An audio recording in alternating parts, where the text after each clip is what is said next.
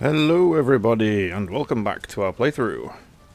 In today's episode we are going to take on some more of the plains, although we do need to make some more food and repair stuff, get ourselves ready to go back there. We had a bit of a long exploration the last time we were there, so we need to restock on a few things before we head back out. We're probably going to explore the other side of the plains, so as for what we've explored of that zone so far, we've kind of stuck to the coast and we've just kind of made our way up there. Haven't really explored much of the actual land itself, so this time I want to actually stick to the kind of meadows side of it and just kind of follow along that kind of line that splits the two biomes. I just want to see what's on that side.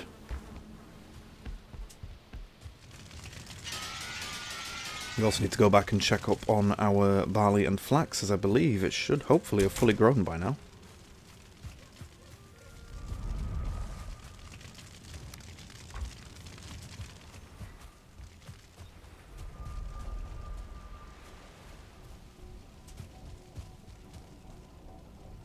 There's only one processed in the windmill so far. So that is one thing I haven't mentioned so far. With the windmill, obviously, when it completes a stack of 20 barley flour, it will just spit them out as this kind of bag of 20.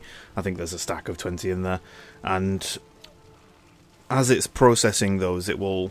if you go to the chute that spits out the barley flour itself, you can actually activate that chute and it will spit out whatever's ready. So let's just say you're waiting on 3 barley flour to finish a recipe that you want to cook before doing something. Instead of having to wait for the full stack of 20, you could wait for the first 3 to be finished and then just go and activate that chute at the other side and it will spit out those 3. Just a bit of a time-saving thing if you don't want to sit and wait for the full stack. Okay, I'm going to make some bread dough because it's nice and quick. Don't think we've got enough of the... How much have we got there? 6. 6 is pretty good. Yeah, I don't think we've got enough ingredients to make the blood pudding that we have been using so far. That is the slightly better stamina food. But it's not a huge improvement for us to worry too much about the difference. I believe we're still doing okay on sea serpent stew. But we are very slowly getting to the point where we're going to have to make some more, and probably have to go and get some more sea serpent meat as well, so we are going to have to focus on that at some point soon, or at least I hope we are.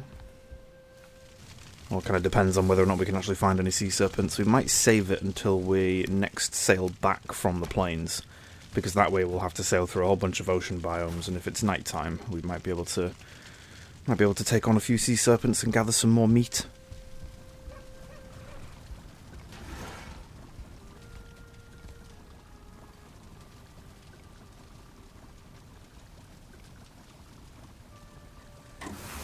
There we go, bread is ready. Let's stick the other 2 in there.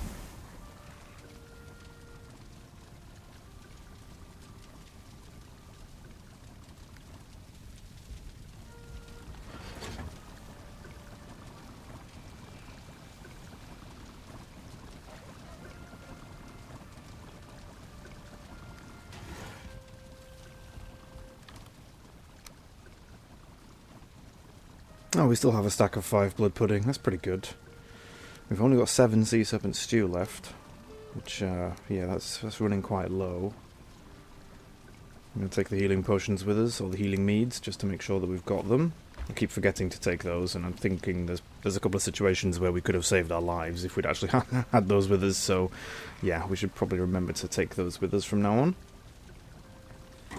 Also, don't worry if you're waiting for something to cook in the oven and the doors are open. That's just an automatic thing that happens when you're stood near the oven, and it doesn't affect the cooking time. Or at least I've never tested it, but as far as I'm aware, it doesn't affect the cooking time on it. Right, it's going to quickly refresh our rested buff. Let's eat some food. We've got plenty of wolf skewers and sea serpent stew, so we just needed some more stamina food. And I wanted to save the 5 blood pudding that we've got for more important things. We are exploring the plains, but I kind of want to save those for when we take on Yagluth, so that we've got the best food available. As I said in the last episode, we are getting pretty close to taking on Yagluth now, so it's not going to be a huge amount of time before we are dedicating time to finding him and taking him on. It's a pretty interesting boss fight. I'm quite looking forward to taking him on again. taken him on a few times in previous playthroughs, but he's always been one of those boss fights that I'm semi-confident at taking him on, but sometimes I fail at him pretty hard. There's a few flags here that are too close to each other. That's disappointing. And I'm surprised these aren't grown, because I'm pretty sure it's been at least a few days in-game since we last checked on them. Unless... oh, actually, it might have been that maybe we planted them recently. I think we might have done that in a previous episode, actually, so that might be why they haven't grown yet. Hasn't been that long. Right. So like I said, we're going to follow this kind of... if you look at our mini-map in the top right, you can see the kind of green, yellowy, orange divide between the two biomes. That's the kind of board that I want to follow whilst exploring this time. Just want to kind of see what we've got up here.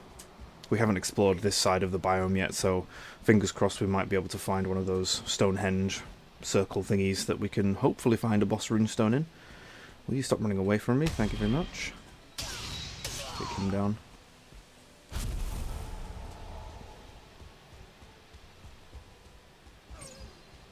We might also check out that tar pit that we nearly emptied last time we were here. Oh, sorry, the first time we came here. The first tar pit that we tried to empty. We left a little bit in there. And I was testing a theory whether or not if you leave some tar in there, like an actual pool of tar, even if it's a small pool, I'm pretty sure the growths themselves will still respawn. Whereas if you pretty much fully empty it out, then the growths won't respawn. And I just want to test that theory. So we'll probably make sure to check those out. Oh, sorry, make sure to check that out if we go near it. We should go pretty close to it, I think. It's not that far from where we are now. I think it's just past those trees. Not these ones on the mini-map. The trees that are a bit north of us. Right, what have we got here? Oh, this looks like another Draugr village. It is. I think that's pretty... I'm pretty sure that's another Draugr village. And there's another camp in front of us. Why would you run past me? What are you doing? Come here, you. There we go. Parry him, take him down. You can see the mountain off in the distance. It does look pretty good, that. It's a nice view. We're not going to bother doing anything with the Draugr village. There's nothing in there that we need.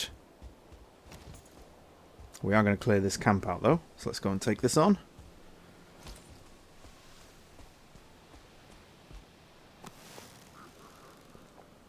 Pretty sure I can see a shaman in there. Oh, that wasn't a shaman. That was just a basic fulling. Whoops. I guess because it was carrying a spear. Oh, to be fair, it was a 1-star, so I'm kind of glad we took him. We took a lot of his health off. Wow, this one's hitting pretty hard. Let's get rid of you. Oh, there is a shaman right behind that berserker. Yeah. Oh, that's not good. Let's take this berserker on first. Shamans can be a real pain. Oh, there's 2 of them, I think. Is there 2? Yeah, there are. Yeah, we've got low health as well. This isn't going to be good. Shamans can be a pain with how quickly they can rapid fire out those fireballs, especially now that there's 2 of them firing at us. Oh, ouch. Oh, no, we got caught by 2 of them. Oh, this is going to kill us. No. Ah, oh, damn it. Oh, that's painful. I was not paying attention there whatsoever, and I think did I take a health potion? I brought a stack with me, but I don't think we got it off in time. I was too slow with it. Oh, that's not great. We died to the fire damage over time debuff that they put on us when they hit us with a fireball. Something I have forgotten, or I think I've neglected to mention in previous episodes, which is that with fire damage over time debuffs, every instance of fire damage you take leaves a debuff, and obviously I've said in the past that I'm not sure exactly what the percentage is. It might be 10%, it might be 5% of what you get hit by is what the damage over time is. So let's say you get hit for 50 damage, you might get hit for every 5 damage every second for a few seconds after that, or it might be 2.5 damage every second after that. Now, with the fire damage debuff, every instance of fire damage leaves that dot, but it also stacks. So let's just say you take 3 hits of 50, and it's hitting you, and it's leaving a fire damage debuff of 5 for each one. That technically means every second you're getting hit for 15 damage instead of just 5. It doesn't increase the time that it hits for, it just increases the damage it hits for. That's kind of how the fire damage debuffs work in Valheim. I think that's pretty much what killed us there, actually. We got hit by 2 fireballs very quickly. And that hit, well, I think that was hitting us for about 10 damage per second, but we were already really low health. And then I think a third one caught us as well, because we got knocked back right before we died. So yeah, that was a fire damage debuff that killed us. That's the problem with taking on two of them at once. We probably should have stayed at a distance and sniped them with the bow, or taken a healing potion and healed up all the damage we took from the actual fullings themselves. Now, the good thing about exploring this dividing line between the two biomes is that running back to get my corpse, I can pretty much just stay in the meadows the whole time. As you can see, I'm putting some distance between myself and the actual biome border itself, so that I can just run all the way back in the meadows and then just quickly run in where our corpse is and on the plains and grab it. So that that shouldn't cause us any problems. There might be a couple of fullings hanging around our corpse, so we're going to have to be really quick at running in, grabbing it, and then running out to put our gear on. But luckily we moved quite fast without any gear on already, so we should... Oh, this is the Draugr camp. How bad is this Draugr camp? It's not massive. It's not as big as the one we found next to our cloth here. We can pretty much avoid being near that. Alright, there's our corpse. Are there any goblins nearby? Any fullings? Oh, looks like they've all wandered back to camp. That's good. Here we go. Items recovered. Let's get our gear on. Ah, they've seen us though. We can see the orbs of their shields expanding.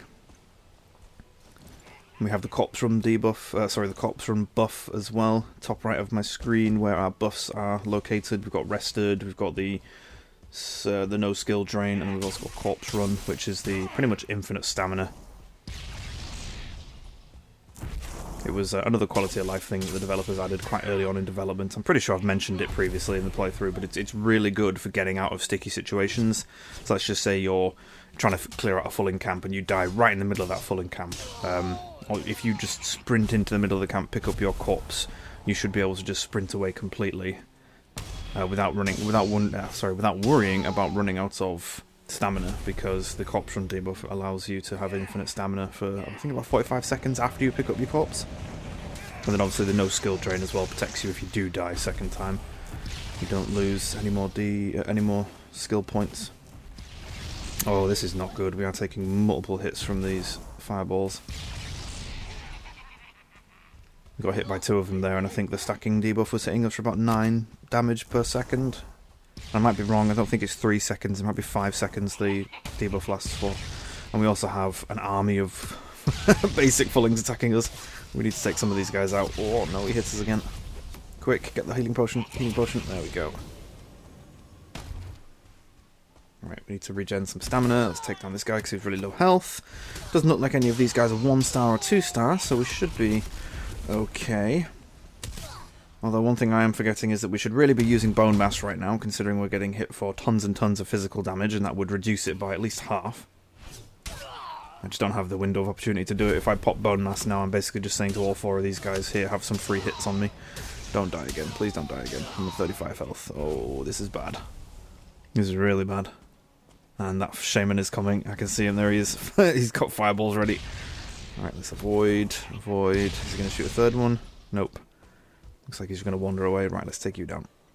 Quickly. Oh, he hit me. Take him down. Yes, there we go. Right. So yeah, I think the fire damage debuff is 3 to 5 seconds. I can't tell specifically, because sometimes it looks like it lasts for 3 seconds, sometimes it looks like it lasts for 4, and sometimes it's 5. Might be the heavier the hit, the longer it lasts, maybe. I could be misinterpreting it.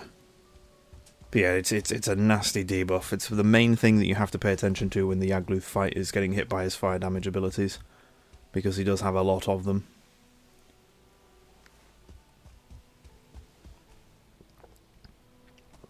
Okay, let's remove that death marker because we don't need it.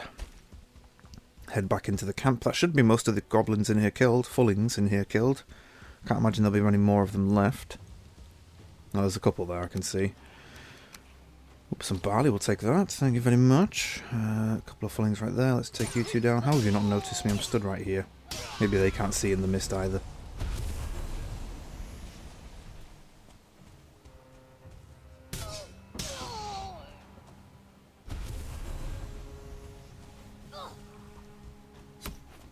That was a terrible spear throw. Take you down. Right.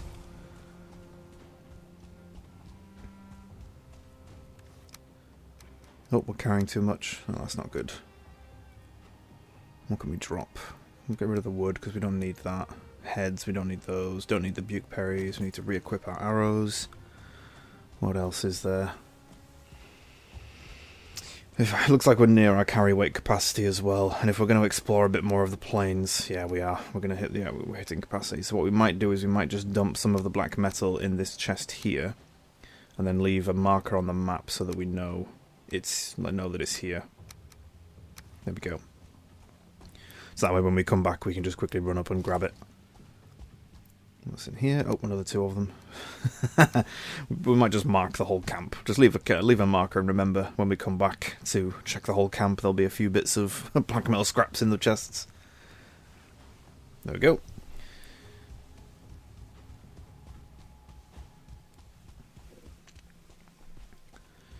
Okay. One thing you guys might have noticed whilst I've been playing in the plains is that I haven't really been using that many markers so far. We only really use markers for things that we need to come back and check on quickly. Oh, this looks like the tar pit that we cleared out, or started clearing out. Yes, it is. Oh, is that? Yes, there's a growth. Right, okay. There we go. That confirms my theory. So you need to pretty much, if you want to stop growths from spawning at a tar pit, you need to empty out all of the tar. Like, pretty much completely empty it out. Yeah, that little pool right next to us that still has some chunks of tar in there. That will be the reason why they're still spawning. It's a bit problematic, but luckily enough, it's not anywhere close to anything important for us, so we can pretty much just avoid this now. I'm almost certain that we've got enough tar for the majority of uses we're going to need it for, and then if we do need some more in future, we can just come back and finish clearing this one, rather than trying to take on a fresh one. Guess it kind of depends on how much tar we need. We have used it for the majority of things that we wanted to build with it. The only thing we'd really want it for now is decorative pieces. So I might want some more when we go to the Mistlands and decide to build our base there.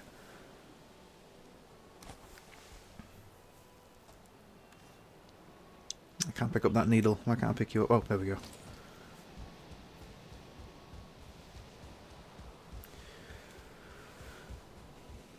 Doing a bit of inventory management simulator, trying to juggle our carry weight whilst also taking all the important things back. Right, there we go. Actually, we should probably just head to the boat and drop our black metal in there now. Seeing as though it's right there.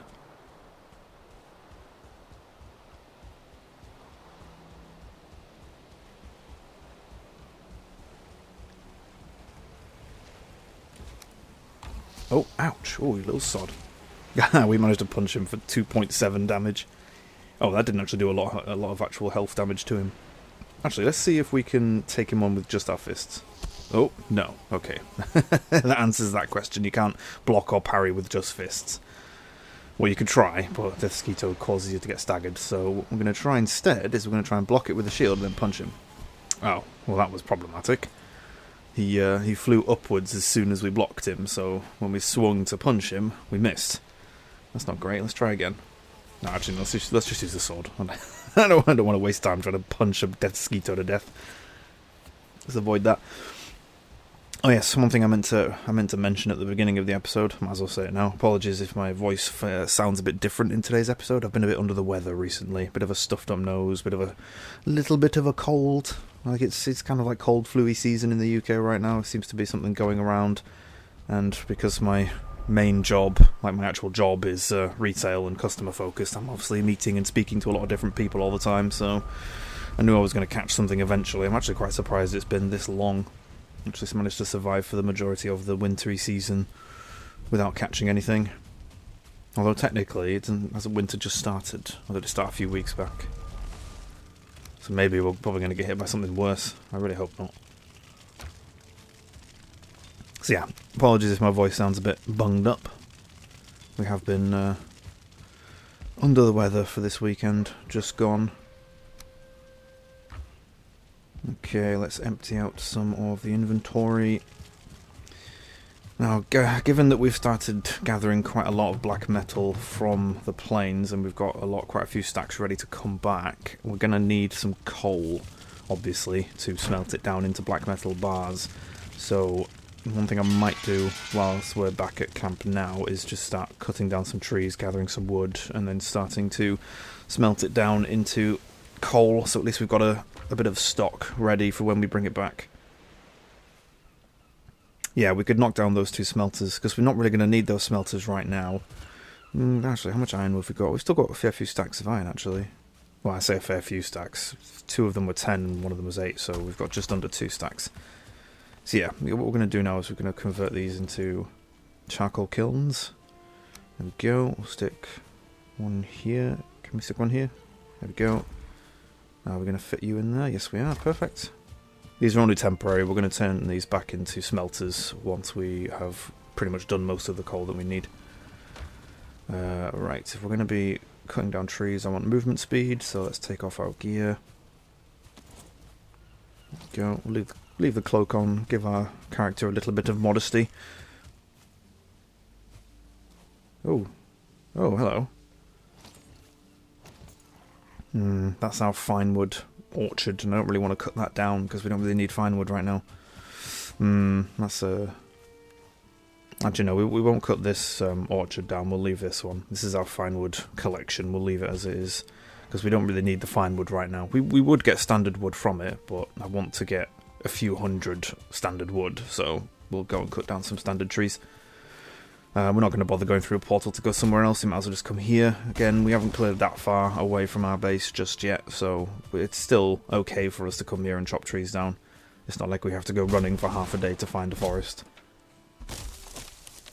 I imagine that's probably what it's like on some multiplayer servers. So many people have played on them that there's just no trees left. Right, let's just cut a whole bunch of them down, start letting them cause some damage to each other. If we get lucky, a couple of them might break into planks straight away. Oh, wow, that was close. That tree almost fell on us. Come on. Oh, we're running out of stamina. That is one of the issues with... I think I mentioned this when we were deciding on whether or not we wanted to get the black metal axe for cutting down trees. It does do slightly more damage, but it also uses more stamina, so you can't swing it as often. So I guess I would say for standard wood cutting, it might be better just to stick with an iron one. Or then again, you could just use the Elder's buff. Is it the Elder? Yeah, for cutting down trees. So strange that the Elder's buff is a buff that exists. Like, a lot of them have a lot of use, but then again, when I think about it now, I was thinking that maybe like the Elder's buff is very specific compared to the others. Where it's just, you get a benefit for cutting trees down, but then when you think about it throughout the course of an entire playthrough, imagine how many trees you're going to have to cut down. We've definitely cut down, in this playthrough, I've definitely cut down, I'd say a couple of hundred trees, if not more. We've planted quite a few as well. Well, actually, it might even be more than a couple of hundred, it might be close to 500. We've cut down a lot of trees. Imagine how many thousands of wood planks we've had throughout the playthrough.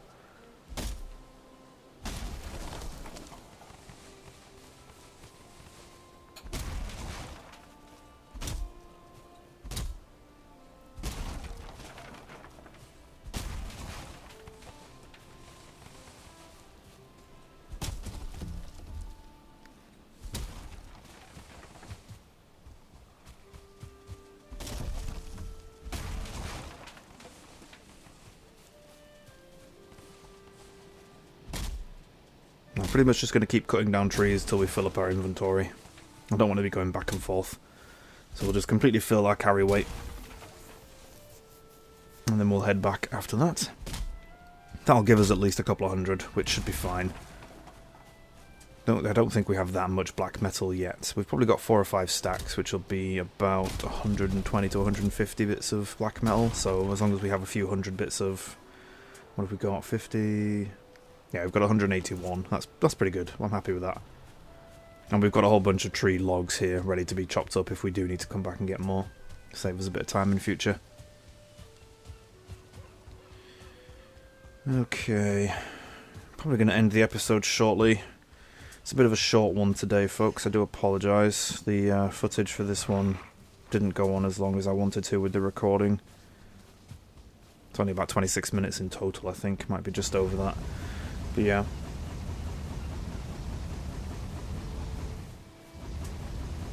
Okay, fill up those two. Getting close to night time as well, so it might be worth getting into bed, sleeping through the night, and putting on another load after that.